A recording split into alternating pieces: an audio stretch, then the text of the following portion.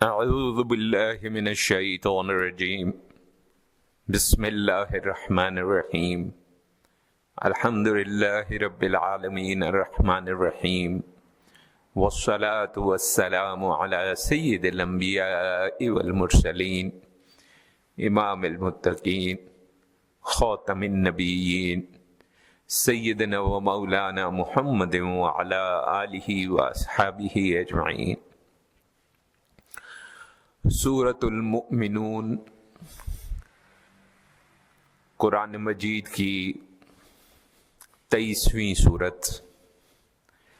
اس سورت میں ہمیں 118 آیات ملتی ہیں۔ سب سے پہلے بالکل بنیادی مضمون سن لیجئے کہ کیا ہے۔ اس میں جو ایمان لانے والے لوگ ہیں ان کی صفات اور ان کی کامیابی سے آغاز کیا گیا ہے، پھر کفار کے رد عمل پہ بات ہوئی ہے، ان کی سرکشی کا ذکر ہوا ہے، پھر اللہ کے عذاب سے ان کو خبردار کیا گیا ہے، اور قیامت کے دن ان کو جو سزا ملے گی اس کا تذکرہ ہوا ہے، اور پھر ایک تسلی ہے کہ اللہ اپنے وعدے کو پورا کرے گا۔ اور اس سورہ کا جو مقصد ہے وہ انسان کو ایمان، اخلاقی اصلاح اور اللہ کی عظمت کا شعور دینا ہے۔ یہ ایک انتہائی مختصر خلاصہ سورۃ المؤمنون کا۔ اب تھوڑا سا مزید تفصیل میں اس کے جو مضامین ہیں ان کو ہم دیکھ لیتے ہیں۔ پہلی جو 11 آیات ہیں اس میں تو مومنین کی صفات بیان کی گئی ہیں، اور یہی وہ لوگ ہیں جو کامیاب ہیں، اور ان کی کامیابی جو ہے عبادات اور اخلاقی صفات پر ہے۔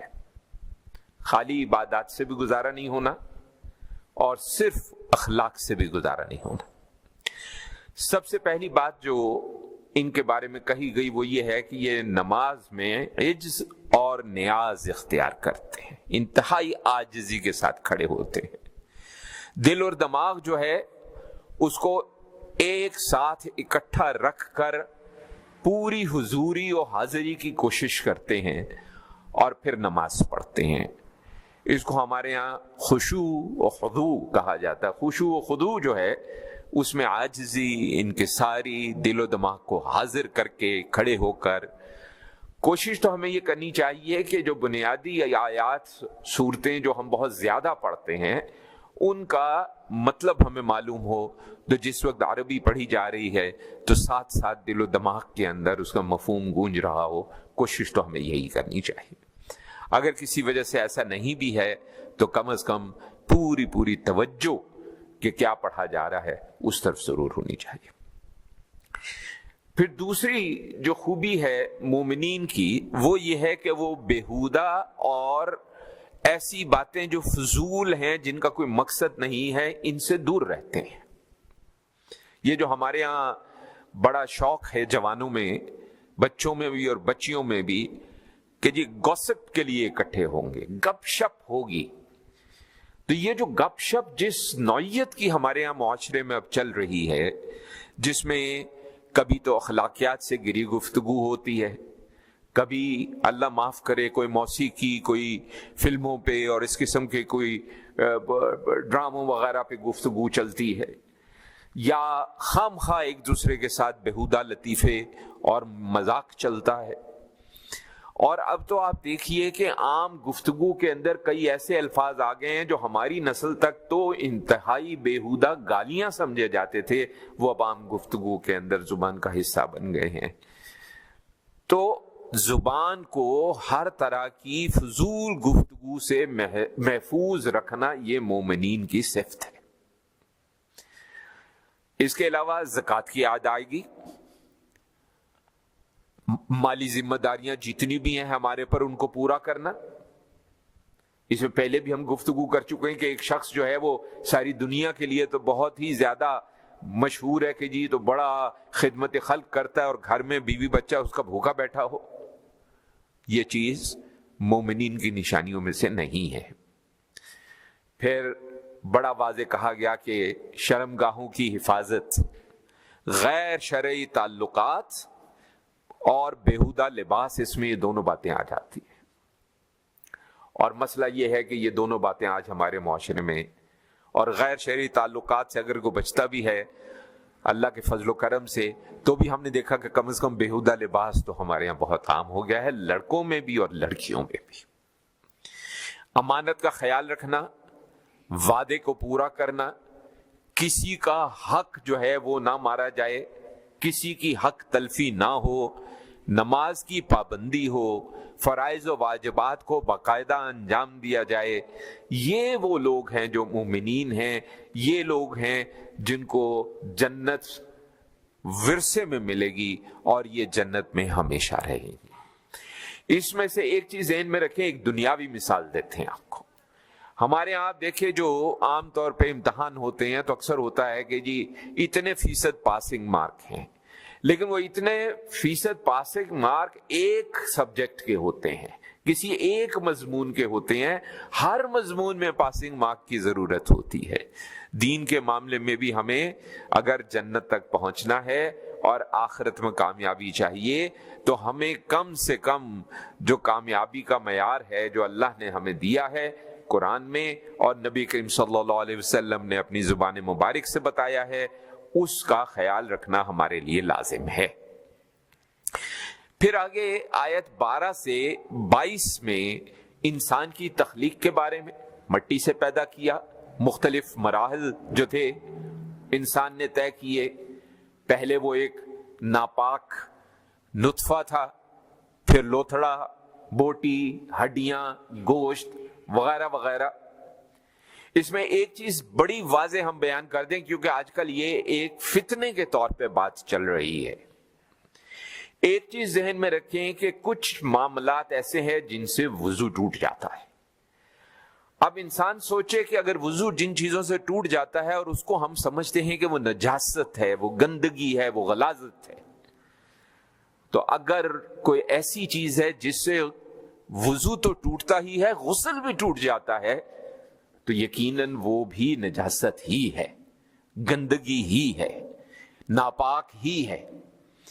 یہ اس لیے ضروری ہے کہ آج کل کچھ عجیب و غریب قسم کی باتیں اس معاملے میں جو ہے انٹرنیٹ پہ مشہور ہیں کہ یہ انسان تھوڑا سا صرف اپنی عقل کا بھی استعمال کرے تو سمجھ جائے گا کہ بھئی اگر وضو ٹوٹنے والی چیز ناپاک ہے تو وضو اور غسل دونوں ٹوٹنے والی چیز جو ہے وہ بھی یقیناً ناپاک ہی ہوگی، اس میں کوئی دوسری رائے نہیں ہو سکتی ہے۔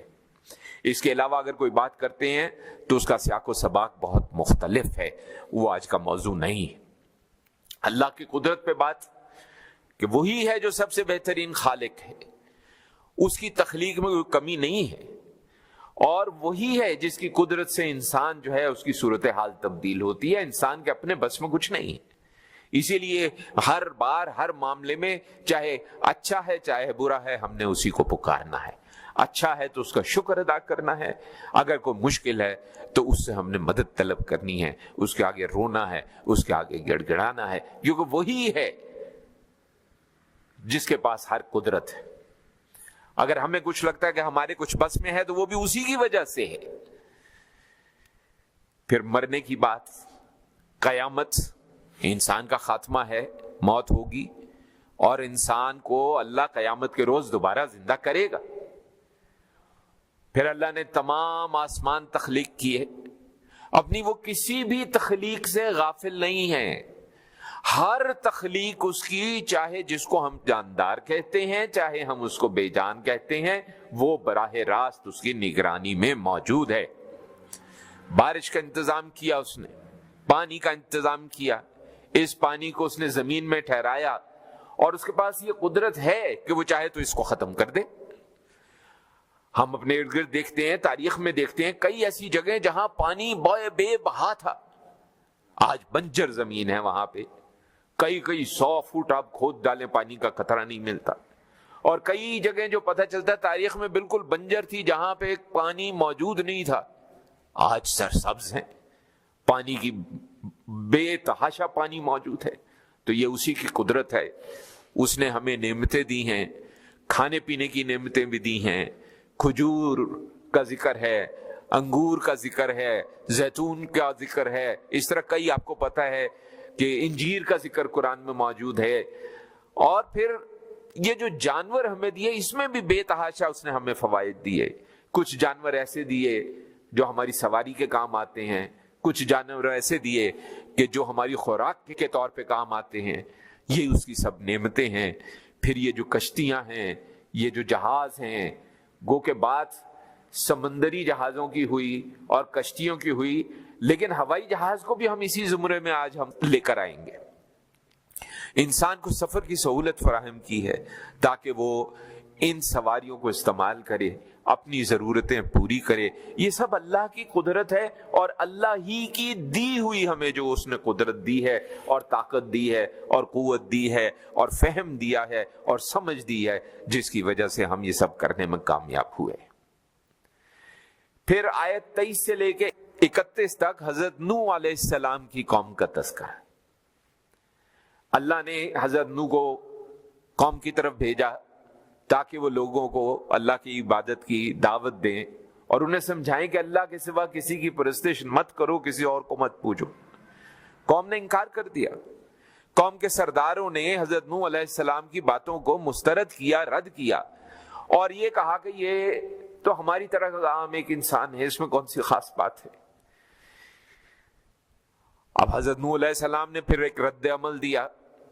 آپ نے اللہ سے دعا کی اور یہ التجا کی کہ چونکہ قوم جو ہے وہ اللہ کے اس پیغام کو رد کر رہی ہے تو حضرت نوح علیہ السلام کو مدد فراہم کی جائے۔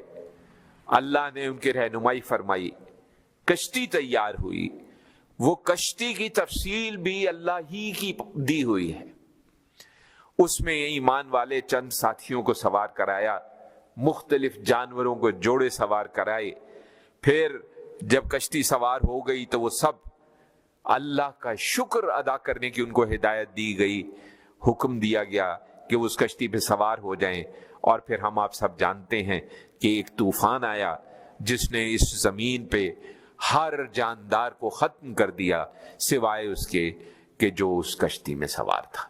حضرت نوح علیہ السلام نے پھر یہ بھی دعا کی کہ طوفان کے بعد کشتی کو کسی اچھے مقام پر اتارا جائے، کیونکہ اللہ ہی کی ذات ہے جو جانتی ہے کہ کیا اچھا ہے اور کیا برا ہے اور کہاں پہ جو ہے وہ اس کو اتارنا چاہیے۔ یہ جو قصہ بیان کیا گیا تو اس میں اللہ کی آزمائش کی بات بھی آ گئی، اللہ کی نشانیوں کی بھی بات آ گئی۔ یہ بھی ایک آزمائش تھی کہ جب بھی کوئی نبی اپنی قوم میں کسی کو کچھ کہتا ہے تو یہ ایک آزمائش ہی کی شکل ہوتی ہے کہ کون کون ہے جو اس کے مطابق عمل کرتا ہے، کون کون جو ہے وہ اس پر چلتا ہے۔ اور پھر اللہ تبارک و تعالیٰ نے ایک نیا گروہ پیدا کیا، اور یہ جو نیا گروہ تھا اس نے پھر ان ہدایات کی پیروی کے لیے اللہ نے پیدا کیا کہ جو حضرت نوح علیہ السلام کے ذریعے اللہ تبارک و تعالیٰ نے ان کی قوم کو بھیجی۔ پھر آیت 32 سے لے کے 44 تک کئی دوسری اقوام کے معاملے میں بھی بات کی قرآن میں اللہ نے، اور آپ اگر دیکھیں تو تقریباً قصہ ایسا ہی ہر قوم کے ساتھ رہا ہے سوائے ایک دو معاملات کے۔ پیغمبر بھیجے اللہ نے، وہ اللہ کی توحید کا پیغام دیتے تھے، کسی اور کو پوجنے اور کسی اور کو معبود بنانے سے منع کرتے تھے، شرک سے منع کرتے تھے، اور اللہ کے احکامات کے مطابق زندگی گزارنے کی تعلیم دیتے تھے۔ قوم انکار کرتی تھی۔ قوم کے سردار جو ہے وہ اپنے نبی کی باتوں کو جھٹلاتے تھے، استغفر اللہ، اور ان کو الزام یہی لگاتے تھے کہ تم تو ہماری طرح کے انسان ہو، ہماری طرح کھاتے پیتے ہو، اور جب تم مر جاتے ہو تو مٹی میں مل جاتے ہو۔ یہ ان کی بات ہے۔ ہمارا ایمان یہ ہے کہ مٹی انبیاء اکرام علیہم السلام کے جسم کو نہیں کھاتی، یہ ہمارا ایمان ہے۔ اس پہ صحیح حدیث موجود ہے، نبی کریم صلی اللہ علیہ وسلم کا فرمان ہے۔ ہم مسلمان یہ تسلیم کرتے ہیں کہ کبھی بھی کسی بھی نبی کے جسم کو زمین نہیں کھاتی، بلکہ ایسی اب تو حقیقت سامنے آ چکی ہے کہ کئی ایسے تاریخ میں واقعات موجود ہیں اور کچھ زیادہ پرانے بھی نہیں ہیں کہ جس میں کسی وجہ سے کسی صحابی کی قبر کھلنی پڑ گئی تو وہ بھی بالکل تر و تازہ اسی طرح لیٹے ہوئے تھے. کئی ایسے واقعات سامنے موجود ہیں. اب یہ دیکھیں یہ دنیا جو ہے اس کی منافقت ہے اور اس میں ہم مسلمانوں کا بھی قصور ہے. کیمرہ ایجاد ہو جانے کے بعد ایک واقعہ ایسا ہوا تھا جس میں 2 صحابہ کی قبریں کھولی گئی تھی اور ساری دنیا کا میڈیا وہاں پہ پہنچا تھا اور ہمیں یہی پتا چلتا ہے کہ جب وہ قبریں کھولی گئی تھی تو جسم مبارک ایسے تر و تازہ تھے جیسے ابھی لیٹے ہیں اور ابھی سوئے ہوئے ہیں. اللہ اکبر. پھر ان کو وہاں سے شفٹ کیا گیا ایک اور جگہ کیونکہ زمین میں پانی آ گیا تھا اور جو علاقے کا جو سردار تھا حکمران تھا اس کو بار بار وہ خواب میں آ رہے تھے اور کہہ رہے تھے کہ ہماری قبروں میں پانی آ رہا ہے, ہمیں یہاں سے دوسری طرف جو ہے وہ لے کر جاؤ.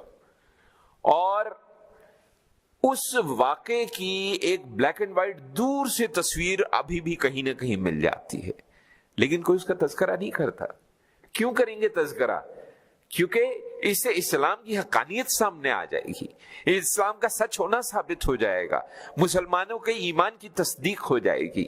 لیکن خالی وہ تو اصحاب ہیں, ہمارے پاس تاریخ میں اور اس میں بھی کوئی زیادہ دور کی بات نہیں ہے. اس میں بھی ایسے کئی واقعات موجود ہیں کہ جہاں پہ ایک بہت نیک پرہیزگار آدمی ہے جو دفن ہوا اور پھر کسی وجہ سے اس کو قبر کو کھول کر وہاں سے ان کو کسی اور جگہ پر دفنایا گیا. کہتے ہیں جی ہم نے امانتاً دفن کیا تھا اس جگہ پہ, اب ہم یہاں سے فرض کریں 5 سال بعد فلاں جگہ یا 10 سال بعد فلاں جگہ. وجوہات کیا ہیں ہم اس بحث میں نہیں پڑھ رہے فی الحال.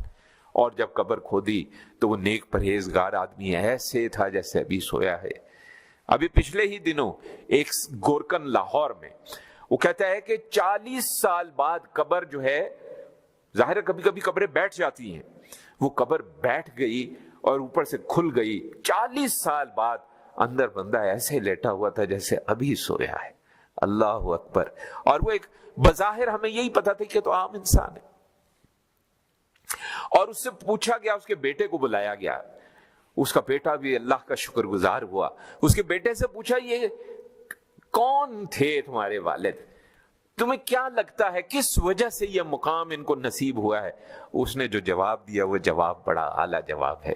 اور آج کے موقع کی مناسبت سے میں یہ جواب, وہ موضوع ایسا, اللہ دیکھیں اللہ کے کام ہیں کہ کب کیا موضوع آ جائے.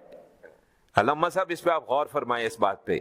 اس نے کہا کہ میرے والد صاحب صرف ایک عام مسلمان تھے, فرائض واجبات کی پابندی کرتے تھے, زبان کے میٹھے تھے اور ساری عمر انہوں نے ایک کام کیا ہے, انہیں لوگوں میں صلح کرائی ہے.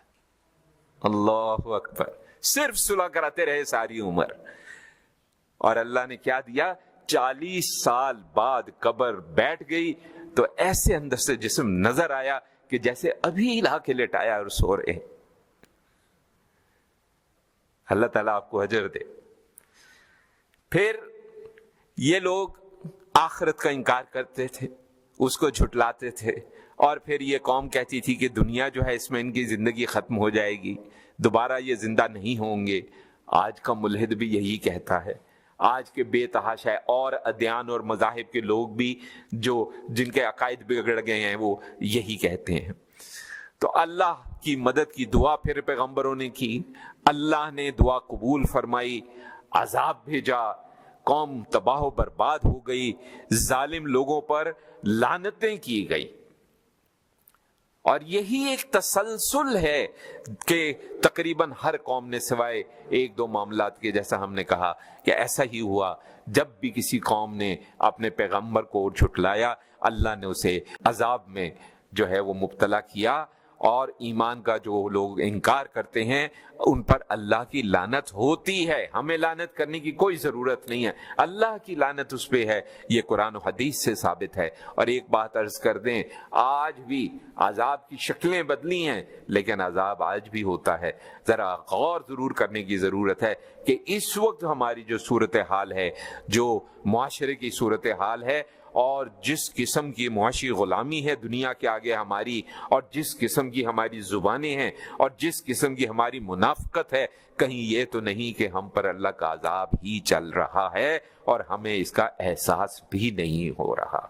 اللہ تعالی ہمیں توفیق دے، اذن و توفیق دے، ہمیں فہم عطا فرمائے کہ ہمیں بات سمجھ میں آئے اور ہم اپنی اصلاح کریں۔ پھر آیات ہیں 45 سے 69 تک، جس میں فرعون، حضرت موسیٰ علیہ السلام، حضرت ہارون علیہ السلام کے حوالے سے بات ہوئی کہ موسیٰ علیہ السلام اور ہارون علیہ السلام کو نشانیاں دے کر فرعون کی طرف بھیجا گیا، اس قوم کی طرف بھیجا گیا۔ فرعون نے تکبر کیا، ان کو جھٹلایا۔ اسی طرح عیسیٰ علیہ السلام اور ان کی والدہ، یہ جو دونوں شخصیات ہیں، ان کو بھی اللہ نے اپنی نشانی کے طور پہ جو ہے وہ ہمیں عطا فرمایا اور انتہائی بلند مقام جو ہے وہ عطا فرمایا۔ اور پاکیزہ عمل کی دعوت تمام پیغمبروں کو یہی ہدایت تھی کہ وہ بھی پاکیزہ کھائیں، اچھے عمل کریں، لوگوں کو اللہ سے ڈرنے کی ترغیب دیں۔ اور فرقوں میں جو تفریق ہے، لوگوں نے دین میں اختلاف پیدا کیے، ہر فرقہ اپنی سوچ میں خوش تھا اور وہ جس سے اپنی غفلت کا مظاہرہ کرتا تھا۔ اب یہاں ایک چیز ذہن میں رکھیے گا، ہمارے یہاں مسئلہ یہ ہو گیا ہے، فرقے میں اور مکتبہ فکر میں فرق ہوتا ہے۔ فرقے کا تعلق براہ راست ایمان کے ساتھ ہوتا ہے، مکاتب فکر کا تعلق جو ہوتا ہے وہ فروعات سے ہوتا ہے، اور فروعات کی بنیاد پر ہمارے ائمہ نے پچھلے 1000-1500 سال میں کبھی فروعات کی بنیاد پہ فتوے نہیں دیے ہیں۔ انہوں نے جب بھی فتوے دیے ہیں، انہوں نے ایمانیات کی بنیاد پر، توحید کی بنیاد پر فتوے دیے ہیں۔ اور پھر قرآن میں اللہ کہتا ہے کہ یہ جو دنیا کی آسائشیں ہیں، یہ بھی ایک دھوکہ ہے۔ ہم نے پچھلی کسی نشست میں ہی عرض کیا تھا کہ جب زیادہ ملتا ہے تو اس کا امتحان بھی زیادہ ہوتا ہے، جب کم ہوتا ہے تو اس کا امتحان بھی کم ہوتا ہے۔ دنیا میں مال و دولت کی کثرت، اولاد کی کثرت، ان سب چیزوں سے اللہ نے لوگوں کی مدد کی، لیکن لوگ یہ نہیں سمجھتے کہ یہ اس کی دین تو ہے، نعمت تو ہے، لیکن اتنی ہی بڑی آزمائش بھی ہے۔ ایک شخص کہتا ہے الحمدللہ اللہ نے مجھے اتنے بیٹوں سے نوازا ہے، لیکن اگر وہ بیٹے جو ہیں اللہ کے رسول صلی اللہ علیہ وسلم کے فرما بردار نہیں ہیں تو وہ آزمائش میں ہم فیل ہو گئے ہیں، ہم ناکام ہو گئے ہیں۔ ہاں یہ ضرور ہے کہ اگر ہم نے ان کی بلوغت تک تربیت صحیح کی تھی اور بعد میں ان سے یہ کام ہوا ہے تو ہم بری ذمہ ہیں، لیکن ہمیں پھر بھی بار بار تاکید کرتے رہنا چاہیے۔ اور اللہ سے ڈرنے والے جو ہیں وہ اللہ کی آیات پر ایمان رکھتے ہیں، کسی کو شریک نہیں کرتے ہیں، نیک اعمال میں آگے آگے رہتے ہیں، یہ ہیں جو اللہ سے ڈرنے والے ہیں۔ اللہ کا عدل و انصاف ہے، وہ اس کی طاقت سے زیادہ کسی کو تکلیف نہیں دیتا ہے، نہ بھی وہ ظلم کرتا ہے۔ لوگ غفلت میں ہیں، اپنے اعمال کے بارے میں بے پرواہ ہیں، اور معاملہ یہاں تک ہے کہ عذاب کا وقت جب آتا ہے تو جو آسودہ اور بالکل بہت اچھے لوگ ہیں، ان کو جب پکڑ آتی ہے تو وہ اس وقت پکارتے ہیں، اس وقت اسی رب کو پکارتے ہیں۔ کچھ روایات ملتی ہیں کہ فرعون ڈوبنے لگا تو اس نے اسی وقت پکارا کہ میں موسیٰ کے رب پہ ایمان لاتا ہوں، لیکن اس وقت تک بہت دیر ہو چکی تھی، تو ان کو کوئی پھر مدد نہیں ملتی۔ اور اس کی وجہ کیا ہے؟ ان کے دل جو ہیں اللہ کی آیات جو ہے اس سے مکمل طور پر غافل ہوتے ہیں۔ پیغمبروں کا جو انکار کیا جن لوگوں نے، پیغمبروں کو جنہوں نے نہیں پہچانا، ان کی باتوں پہ جنہوں نے غور نہیں کیا، اور جس کی وجہ سے انہوں نے ان کا انکار کیا، یہ وہ سب لوگ ہیں جو اس دنیا میں اگر بظاہر وقتی طور پہ بہت اچھے اور بہت آسودہ اور بہت ہی خوش و خرم بھی نظر آتے ہیں، تو ایسا ہوتا نہیں ہے۔ ان کا انجام بھی عام طور پہ برا ہوتا ہے، اور آخرت میں تو ان کا انجام یقینی طور پر بہت ہی زیادہ برا ہوگا۔ تو انشاءاللہ اللہ کے دیے اذن و توفیق سے سورۃ المؤمنین کی باقی آیات پہ گفتگو اگلی نشست میں کریں گے۔ اللہ تعالی ہمیں اذن و توفیق بخشے کہ ہم قرآن کو سمجھیں اور قرآن کے پیغام کو سمجھیں اور اس کے مطابق زندگی اپنی ڈھالنے کی کوشش کریں، اپنی اولادوں کو، اپنے شاگردوں کو، جو بھی لوگ جن کو ہم ہدایت کے لیے کوئی نصیحت کر سکتے ہیں ان کو ہم کریں۔ احسن طریقے سے کریں، اچھے طریقے سے کریں، کیونکہ یہی اسلام کا پیغام ہے۔ آمین۔